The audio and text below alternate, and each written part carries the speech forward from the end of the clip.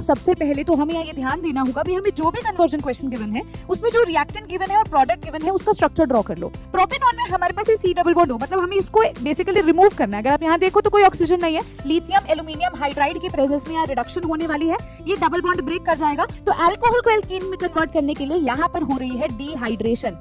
क्या हो रही है? डिहाइड्रेशन हो रही है। Hello my shimmering stars.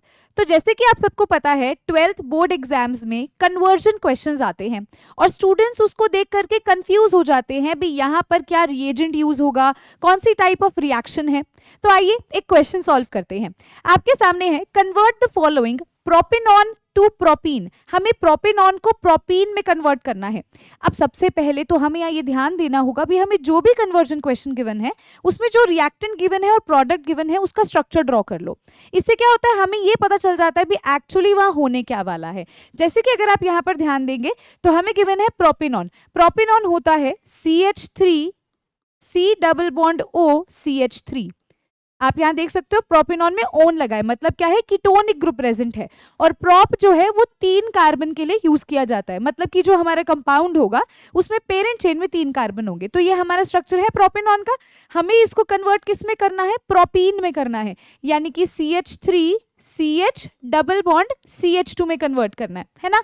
अब इसको कैसे कन्वर्ट करेंगे? तो देखो, अगर आप ध्यान से ऑब्जर्व करेंगे प्रोपेनॉन में हमारे पास सी डबल बॉन्ड हो, मतलब हमें इसको बेसिकली रिमूव करना है। अगर आप यहाँ देखो तो कोई ऑक्सीजन नहीं है, ये क्या है, एक तरह की एल्कीन है। एल्कीन में कन्वर्ट करना है कीटोन को। तो किस प्रकार से होगा? ये 2 स्टेप रिएक्शन है।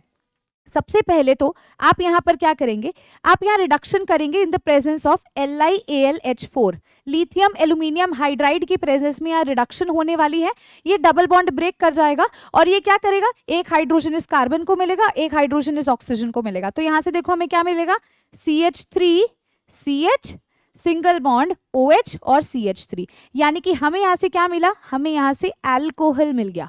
अब नेक्स्ट स्टेप देखना ध्यान से क्या होगा। नेक्स्ट स्टेप के अंदर हमें क्या करना है, इस अल्कोहल को एल्कीन में कन्वर्ट करना है। तो अल्कोहल को एल्कीन में कन्वर्ट करने के लिए यहाँ पर हो रही है डिहाइड्रेशन। क्या हो रही है? डिहाइड्रेशन हो रही है। और वो किसकी प्रेजेंस में होती है? कंसंट्रेटेड H2SO4 की प्रेजेंस में होती है। तो यहाँ पर बहुत ही सिंपल सी चीज है भी, ये OH जो है यहाँ से रिमूव होगा और यहाँ इस CH3 का एक हाइड्रोजन निकाल दीजिए। तो क्या होगा, इन दोनों में किस तरह का बॉन्ड आ जाएगा? डबल बॉन्ड आ जाएगा। यानी कि यहाँ से हमें क्या ऑब्टेन हो जाएगा? हमें यहाँ से प्रोपीन ऑब्टेन हो जाएगा। तो बहुत ही सिंप्लीफाइड वे में आप देख सकते हैं हमने कैसे इस कन्वर्जन रिएक्शन को सॉल्व किया।